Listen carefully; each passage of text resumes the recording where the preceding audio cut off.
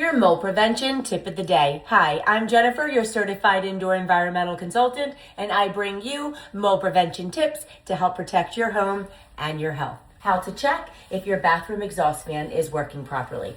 Get yourself a piece of tissue, turn your exhaust fan on, go up to the vent area and place the tissue.